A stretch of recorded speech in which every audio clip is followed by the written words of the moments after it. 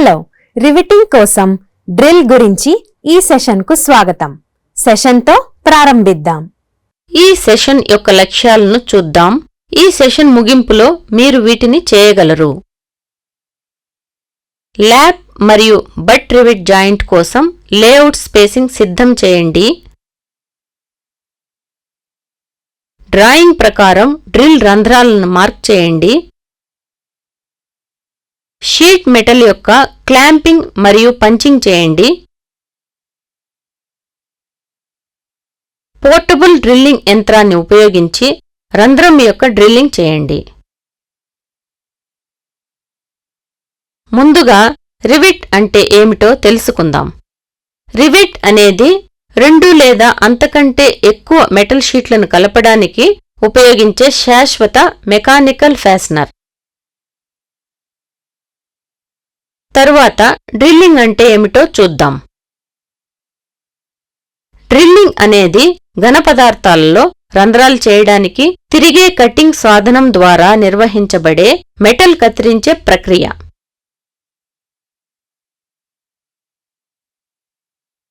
ఇప్పుడు రివిటింగ్ కోసం అవసరమైన టూల్స్ను జాబితా చేద్దాం. Wooden mallet, steel rule, try square,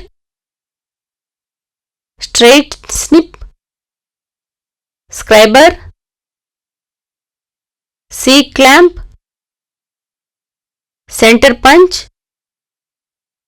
ball pin hammer, drill bit, portable drilling machine, chuck key. Lab riveting కోసం డ్రాయింగ్ ప్రకారం షీట్ మెటల్ తయారీ విధానాన్ని ఇప్పుడు తెలుసుకుందాం.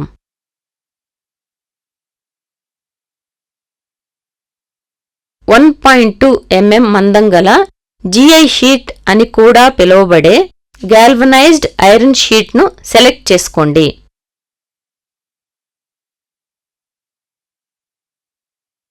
వుడెన్ మ్యాలెట్ ఉపయోగించి డ్రెస్సింగ్ ప్లేట్పై షీట్ను చదును చేయండి. స్టీల్ రూల్ ఉపయోగించి 48 mm x 50 mm అవసరమైన పరిమాణాన్ని మార్క్ చేయండి. 48 mm x 50 mm పరిమాణంలో 2 షీట్ మెటల్ ముక్కలను కత్తిరించండి. కలపవలసిన షీట్ మెటల్ అంచులు ఫ్లాట్ స్మూత్ ఫైల్ని ఉపయోగించి బర్స్ లేకుండా ఉన్నాయని నిర్ధారించుకోండి.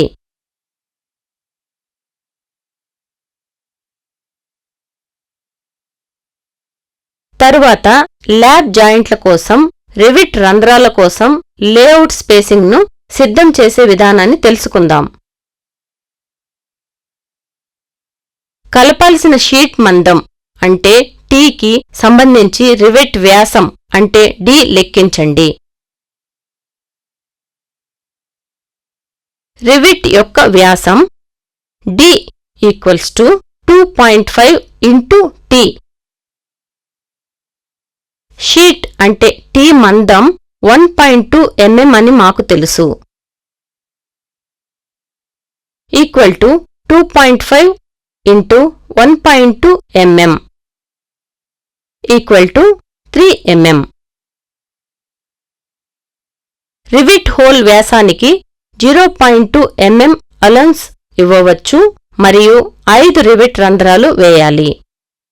అందువల్ల రంధ్రం చేయవలసిన రంధ్రం యొక్క మొత్తం వ్యాసం 3.2 mm.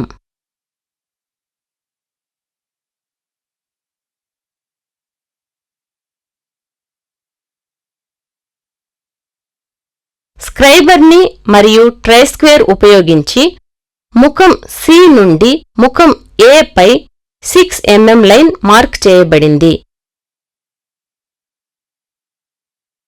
ముఖం B నుండి 6 mm ఉన్న రివిట్ లైన్ క్రింది విధంగా లెక్కించబడుతుంది.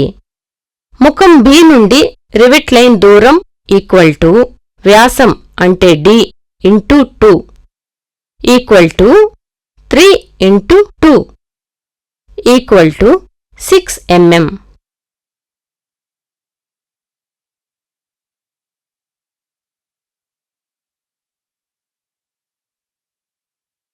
స్క్రైబర్ని మరియు ట్రై స్క్వేర్ ఉపయోగించి ముఖం A పై ముఖం B మరియు ముఖం D నుండి 6 mm 2 లైన్స్ వరుసగా మార్క్ చేయబడ్డాయి.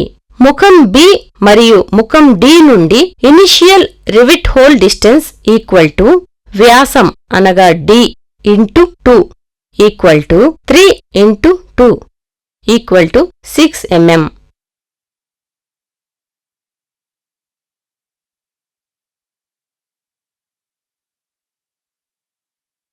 రెండు రివిట్ల మధ్య దూరాన్ని లెక్కించేందుకు అంటే పిచ్ అని పిలుస్తారు. Pitch equal to 3 into rivet వ్యాసం అంటే D. రివిట్ వ్యాసం ఈక్వల్ టు 3 mm అని మనకు తెలుసు. కాబట్టి pitch equal to 3 into 3 mm equal to 9 mm.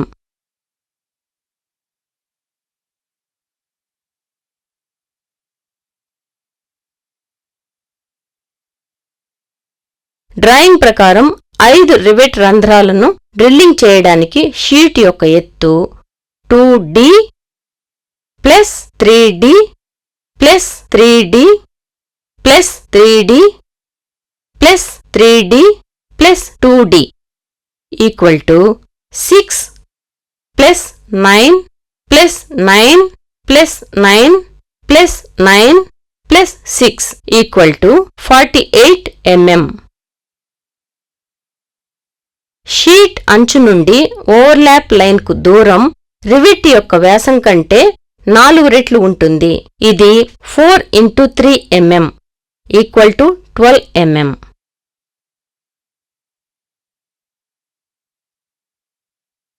Lab joint కోసం లేఅవుట్ పొందడానికి మరొక షీట్ పైన గతంలో ఉపయోగించిన విధానాన్ని అనుసరించండి.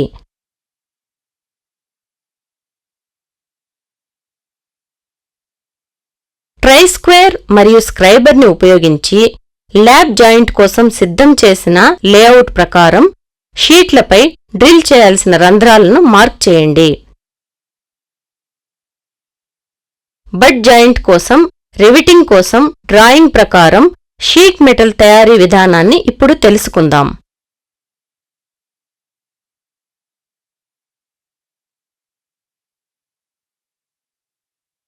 .2 mm మందం గల GI షీట్ అని కూడా పిలువబడే గాల్వనైజ్డ్ ఐరన్ షీట్ను సెలెక్ట్ చేసుకోండి. వుడెన్ మేలెట్ ఉపయోగించి డ్రెస్సింగ్ ప్లేట్పై షీట్ను చదును చేయండి. స్టీల్ రూల్ ఉపయోగించి 48 mm ఇంటూ 50 mm అవసరమైన పరిమాణాన్ని మార్క్ చేయండి.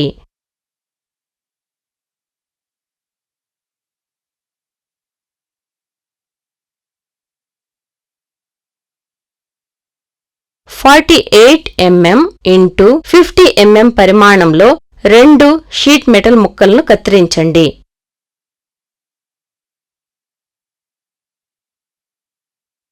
స్టీల్ రూల్ని ఉపయోగించి స్ట్రాప్ కోసం 48 mm ఇంటూ 24 mm అవసరమైన పరిమాణాన్ని మార్క్ చేయండి. షీట్ మెటల్ను 48 mm ఇంటూ 24 mm పరిమాణంలో కత్తిరించండి. ఫ్లాట్ స్మూత్ ఫైల్ని ఉపయోగించి కలపవలసిన షీట్ మెటల్ అంచులు బర్స్ లేకుండా ఉన్నాయని నిర్ధారించుకోండి. తరువాత బట్ కీళ్ల కోసం రివిట్ రంధ్రాల కోసం లేఅవుట్ స్పేసింగ్ను సిద్ధం చేసే విధానాన్ని తెలుసుకుందాం. బట్ కీళ్ల కోసం షీట్లపై రివిట్స్ యొక్క లేఅవుట్ స్పేసింగ్ కోసం లెక్కలు గతంలో చర్చించిన విధంగా ల్యాబ్ కీళ్లకు సమానంగా ఉంటాయి. ప్రిపేర్డ్ లేఅవుట్ స్పేసింగ్ ప్రకారం 48 mm ఇంటూ 50 mm 2 షీట్లను మార్క్ చేయండి.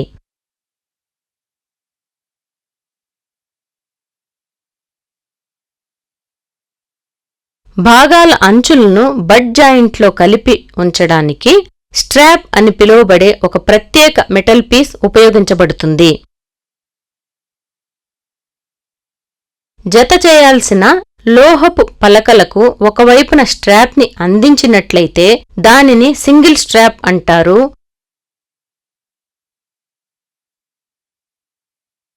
మరియు జత చేయవలసిన మెటల్ షీట్లకు రెండు వైపులా అందించినట్లయితే దానిని డబుల్ స్ట్రాప్ అంటారు. స్ట్రాప్ ఎత్తు ఈ క్రింది విధంగా లెక్కించబడుతుంది.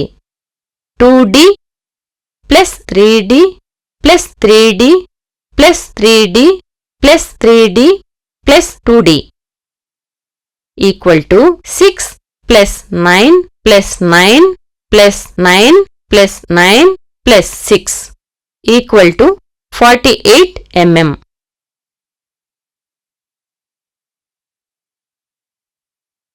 హైట్ గేజ్ని ఉపయోగించి బి ముఖం నుండి 6 mm, 15 mm, 24 mm, 33 mm మరియు 42 mm దూరంలో ఉన్న ముఖం ఏ పై ప్యారలల్ లైన్స్ మార్క్ చేయండి. స్ట్రాప్ వెడల్పు ఈ క్రింది విధంగా లెక్కించబడుతుంది. 4D plus 4D equal to 8D. Sheet D వ్యాసం ఈక్వల్ టు 3 mm అని మనకు తెలుసు. అంటే 8 into 3 equal to 24 mm. Height గేజ్ని ఉపయోగించి పట్టీపై ముఖం ఏ పై ముఖం C నుండి 6 mm, 12 mm, 18 mm దూరంలో ఉన్న ప్యారలల్ లైన్స్ను మార్క్ చేయండి.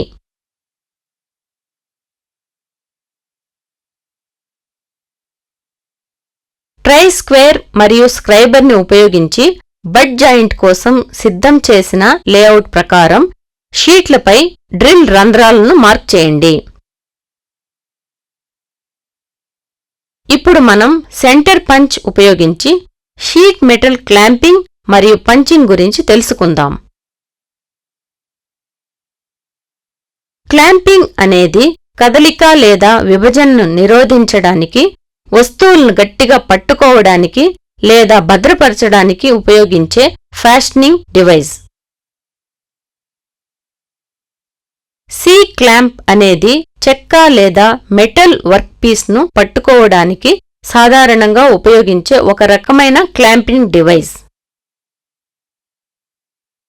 సి క్లాంప్ ఉపయోగించి మెటల్ షీట్ను వర్క్ బెంచ్కు పట్టుకోండి.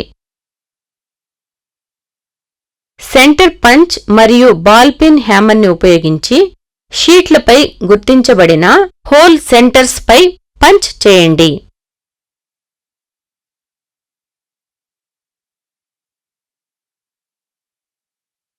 తర్వాత పోర్టబుల్ డ్రిల్లింగ్ మెషీన్ను ఉపయోగించి హోల్స్ డ్రిల్లింగ్ చేయడం గురించి తెలుసుకుందాం. చెక్ కీని ఉపయోగించి 3.2 mm వ్యాసం కలిగిన ట్విస్ట్ డ్రిల్ను పోర్టబుల్ డ్రిల్లింగ్ మెషీన్కు ఫిక్స్ చేయండి. పంచ్ మార్క్స్ ప్రకారం షీట్లపై రంధ్రం వేయండి. మునుపు వేసిన రంధ్రంపై చేతితో తిప్పడం ద్వారా పెద్ద సైజు డ్రిల్తో రంధ్రాలను డీబర్ చేయండి.